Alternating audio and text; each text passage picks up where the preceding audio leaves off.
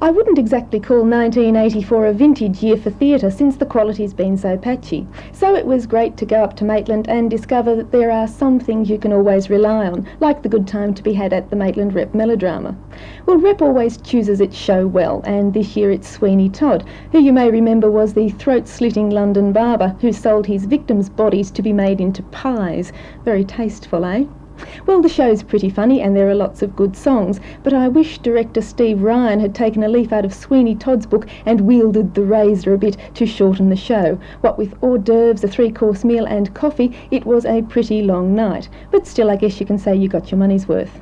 Well, Maitland Rep's melodrama could never be called the most polished show around. In fact, at times it's pretty bumbling, but it's done with a great deal of good humour and enthusiasm that's very infectious. And when you've left the hall, filled to the brim with the good home-cooked food that's served by people who care, and when you've hissed and booed and heckled to your heart's content, you feel pretty good, and that's what I like about it.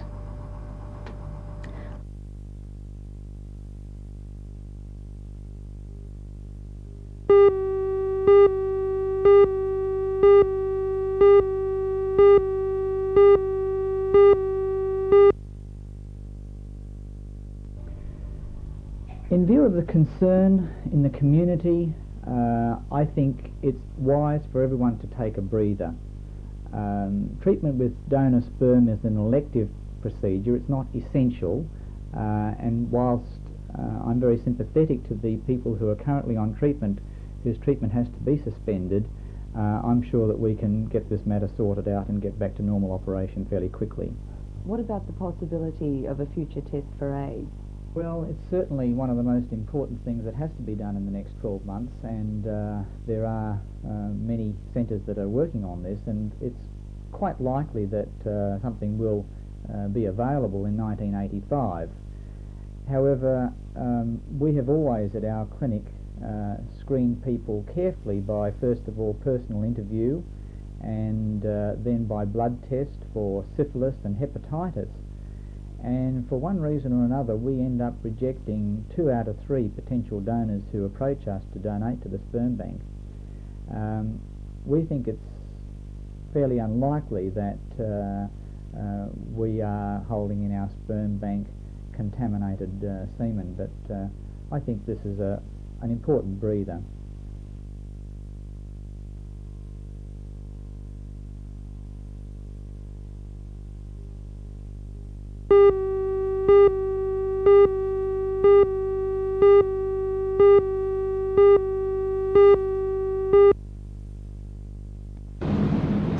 The collection, which is considered to be one of the best private collections of military artefacts in Australia, was owned by Mr. Ken Hughes.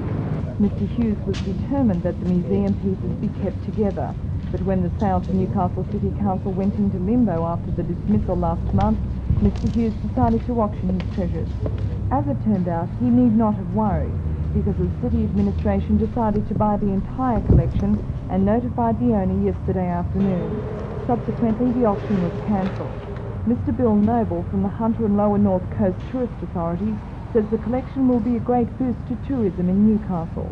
The tourist potential is unlimited because it is an attraction in its own right, and that's the reason that I was anxious for it to come here and why the City Council was anxious to get it, because they understand the value of having something that people will come to just to see, not some attraction that is good to see whilst you're here, but something to bring people into the area specifically to go and visit. The sizable collection will need at least 2,000 square metres of floor space, and at present Newcastle doesn't have a building that would be suitable. Will that be a problem? No, I don't think it'll be a problem. The council has bought it knowing that it needs to be housed properly, and I'm sure that they know what they're doing with that.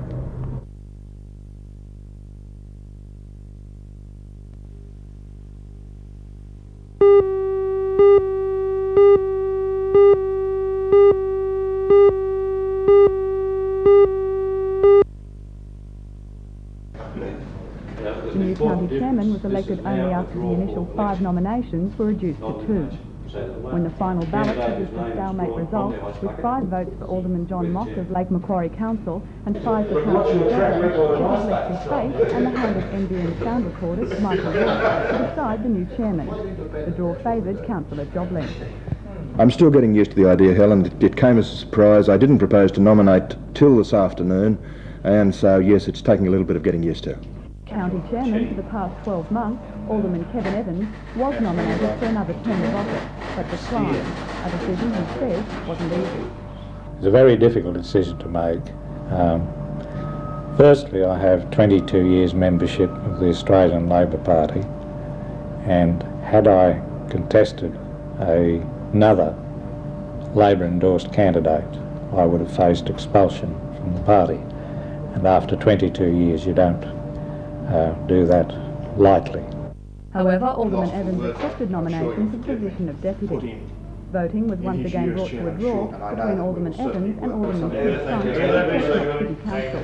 The draw favoured Alderman Trunk. The new chairman dealt with 2 items of council business. Councillor Dobbin said the new tariff rates for electricity should not be released today because the State Electricity Commission had not notified councils of the bulk power supply charges. He did, however, hint at the effect of the new rate. I hope it will enable Shortland to do what it should do, keep the cost of electricity to the domestics down, to be able to keep the industrial tariff as low as possible so that we can promote industry and promote jobs, and that's what we need throughout the whole area in this district.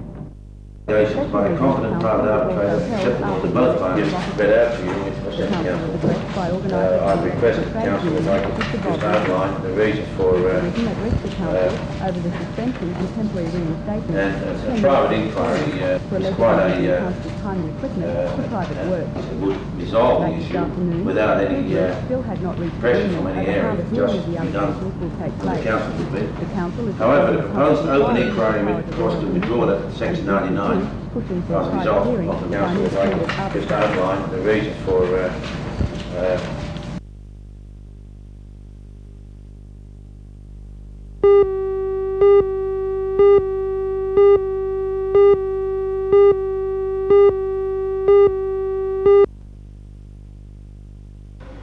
The Argenton Health Centre mightn't be as big as some. It was set up 2 years ago by 25-year-old Mark Morgan Jones with the money he received from insurance following an accident that left him paraplegic.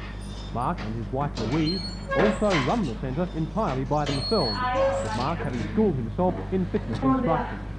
But when some of the bigger centres are conducting extremely active recruitment drives outside their premises, does Mark treat himself now at disadvantage being involved in this frenzied world of physical body?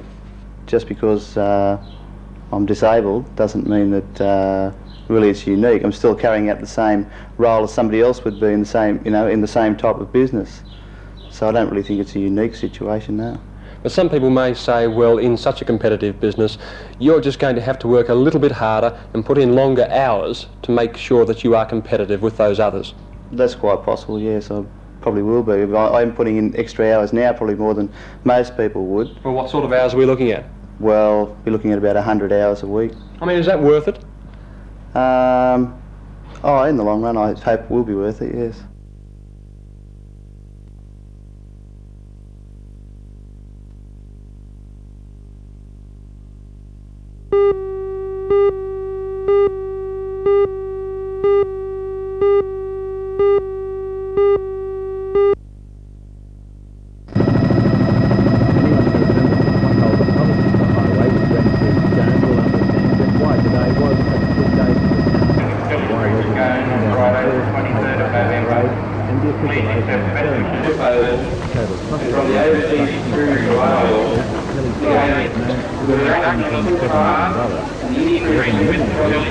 The federal government's Australian bicentennial road project.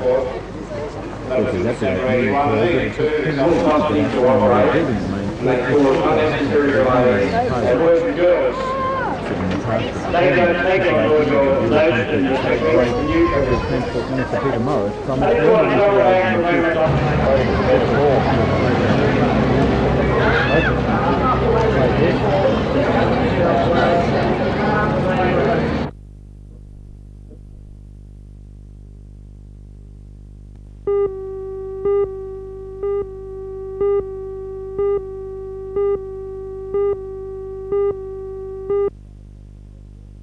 your ears are going to be having to work all the time and adjusting and tuning anyway for that one note even. As the band's chord changes and then as different notes change, I mean, it becomes so variable, it's just simply you've got to play in tune, and if that's how you've got to play with this to play in tune, because you can't keep doing that while and the instrument itself is not in tune.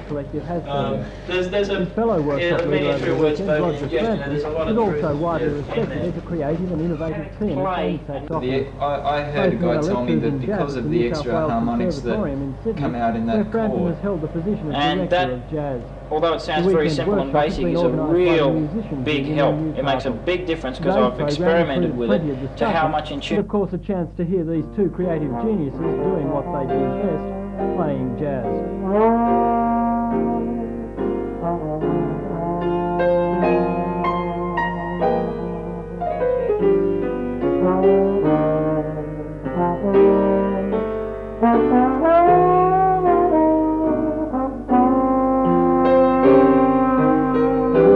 Underway again tomorrow morning at 10 o'clock.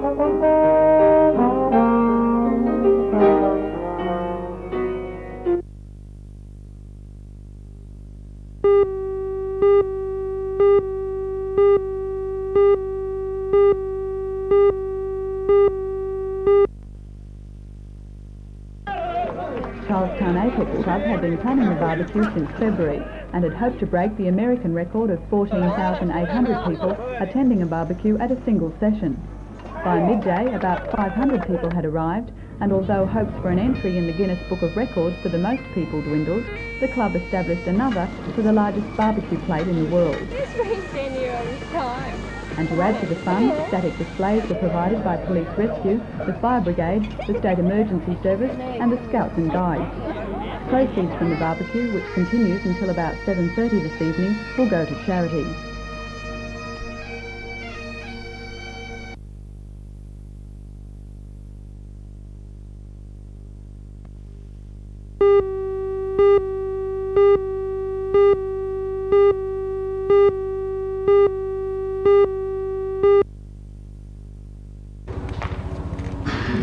Construction of the school by Leighton contractors began in November of last year. An average of 80 builders and 10 apprentices have worked to construct the school's 20 classrooms, science labs, home science facilities, woodwork block and library.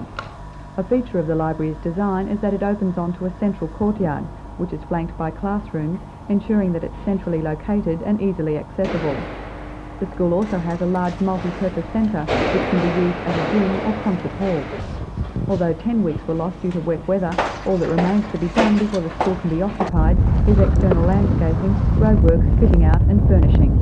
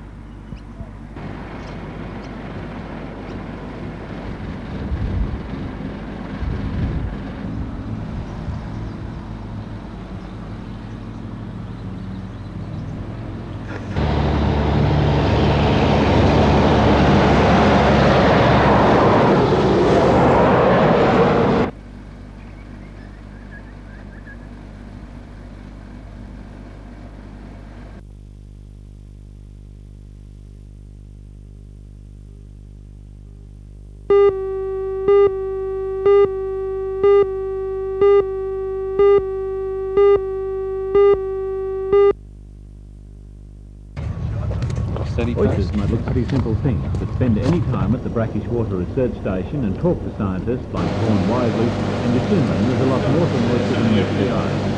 His long career as a scientist, Dr. Wisely studied the brains from deer to eggs, but he's really blessed to having become fascinated by oysters. You look at a pair of shells and you don't realise what's going on inside there. The thing's got a heart for a start, a very big heart. It filters gallons of water an hour. It can change sex, really trendy sort of stuff. And it's good to eat. Well, this is the driftwood dredge oyster in Australia. It's found in fisheries up and down the coast. We put in the upwelling feeding tanks. Single oysters. In one experiment, fat is collected from these giant oysters which could produce as many as 15 million oysters a year. In open water they have a high mortality rate, but in the laboratory tiny oysters are selected and fed a concentrated diet of algae. Other experiments being conducted include attempts to genetically clone oysters which prove to grow faster and larger than others. 1 tank pairs of oysters have each been tagged and the rate of growth closely monitored. Feeding the oysters is very economical. They eat only easily grown algae. Outdoors, coolant is pulled upwards. The oysters fed with algae grown in ponds take on recognisable form. The point of the operation is clear. Instead of being crushed down to sticks, which then require time to skin and culling, the oysters are quite skeptical. They continue to grow that way and prey is kept underwater. This is the way Born Wisely now wants to grow oysters commercially. When I go into it myself, particularly next week, I'm not going to worry about sticks much at all. What I'll try and do is get small single oysters. Later on they'll be available from our hatchery here, and grow those, because that will cut out the culling process at the end of growing, which is a means of separating all those oysters that are joined up on sticks. Now these little fellas that we're looking at, they're all single oysters, so there's a tremendous saving there in cash as far as the oyster farmer is concerned. So you're going to try and put all this theory into practice yourself with your own cash up front? Yes, I'll put my money where my mouth is, if you like. I think we can do it all right. I don't see any real problems with it.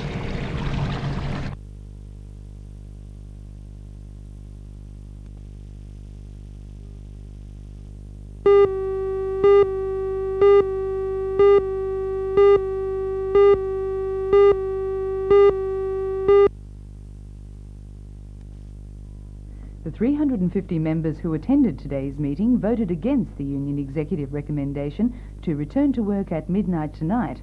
A second recommendation that members stay out until next Friday unless vast improvements were forthcoming from the SRA and the government on security for enginemen's positions was voted on and passed by a majority of over 300.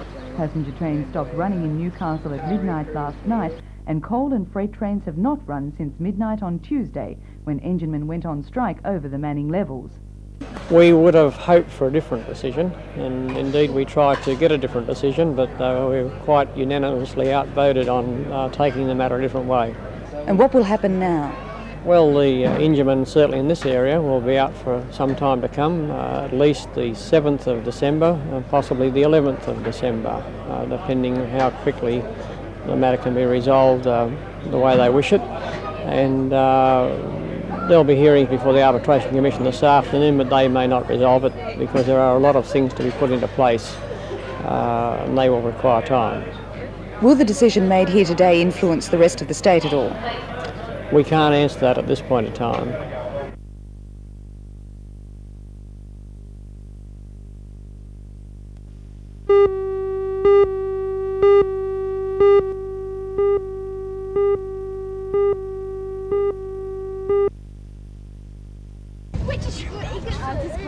Although the day started out slightly overcast in Newcastle, at the entrance it was blue skies and hot summer weather. To start the day rolling, the Fire Brigade band entertained shoppers at Bay Village, while on the other side, the folks started preparing for the procession which would take them through the main street of the entrance to the park for the remainder of the festivities.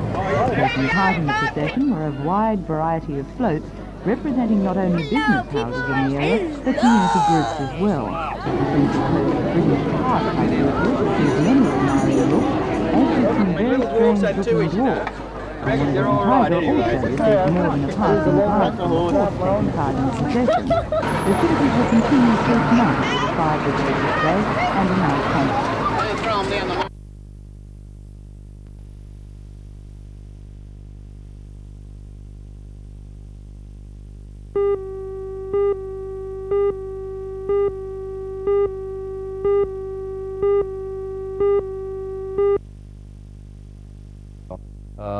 Seminars are my favorite thing. I'm doing an exhibition, and exhibitions are, you know, it's just a posing exhibition. If you're not in your best shape, at least myself, I'm a perfectionist, you always feel a little funny, you know, because people are always looking, they're always expecting a lot, and you can't always give them, you can give them your best, but you're not always going to look your best. There's no way you can be contest shape all the time. But seminars are they're about training, and that's what I love bodybuilding for. The competition's just, I just do it because it's there. But the training is what I'm into, and when I do a seminar, it's about training, it's about nutrition, it's about things I know about and things I enjoy to learn about, and they're stimulating to myself as well. I believe I try to make them as stimulating to other people. Great to have you here. So, oh, great to be here. Thank you.